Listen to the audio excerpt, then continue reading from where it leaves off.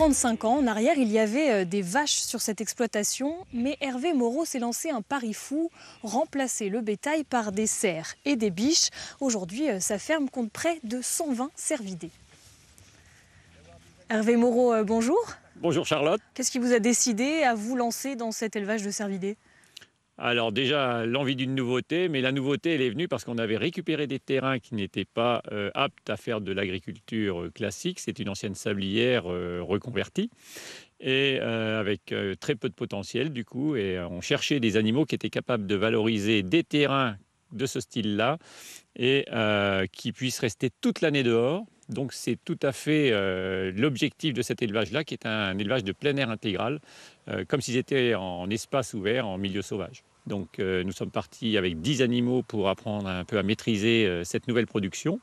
Et puis maintenant, nous sommes avec une quarantaine de biches reproductrices et avec 3 générations sur le site, donc autour de 120 animaux en plein été, on va dire. Comment on gère un élevage de cerfs et de biches? Alors, l'élevage se gère, on va dire, assez facilement, mais il y a quand même des choses à faire. Il faut déjà clôturer des terrains. Donc ça, c'est le gros travail. Ensuite, à l'époque, il fallait trouver les animaux. Donc ça, c'était pas évident, puisque nous étions les 3e en France à nous lancer.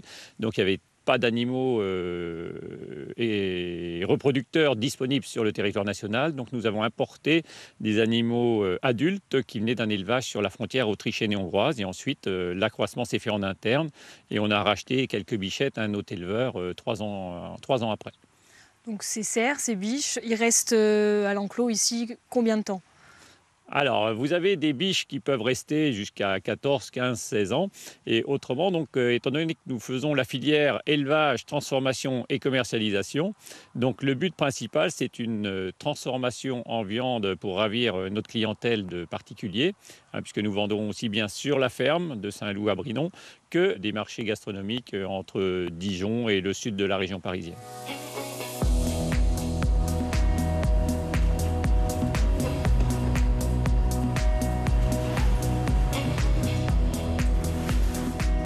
Ici, nous sommes dans la salle d'expo et salle de commercialisation pour recevoir notre clientèle particulière sur la ferme. Vous avez donc à disposition pour la clientèle aussi bien des terrines de cerfs, on reste terroir bourguignon, donc au Chablis, Marc de Bourgogne, rillettes, mousse de foie de cerf au ratafia de Bourgogne.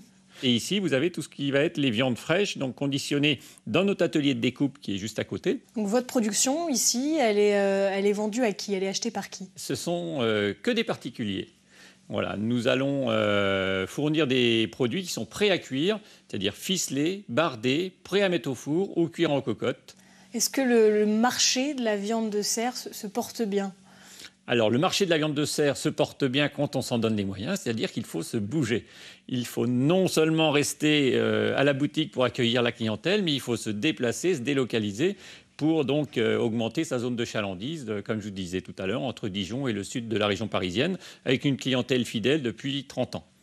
Vous faites, vous l'avez dit, de la viande, mais aussi vous utilisez les peaux des cerfs. Hein. Dans le cerf, tout peut être exploité, on va dire.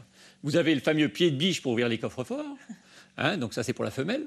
Mais les peaux de cerf, donc là, vous allez avoir des peaux tannées pour faire aussi bien des tentures, des tapis au sol. Vous aurez des cuirs qui seront donc pelés, c'est-à-dire il n'y aura pas de poils dessus, pour faire de la maroquinerie, des sièges, des vêtements. C'est un cuir très agréable au toucher, super souple, élasticité naturelle, donc très très confortable. On l'a dit au début, vous êtes passé des vaches aux cerfs. Est-ce que c'était un choix gagnant pour vous? Alors c'était une aventure humaine, aventure au sens propre du terme, on ne savait pas où on allait. Et oui, on est satisfait. C'est une entreprise assez chronophage, on y consacre beaucoup de temps, mais ça reste une activité passion en même temps.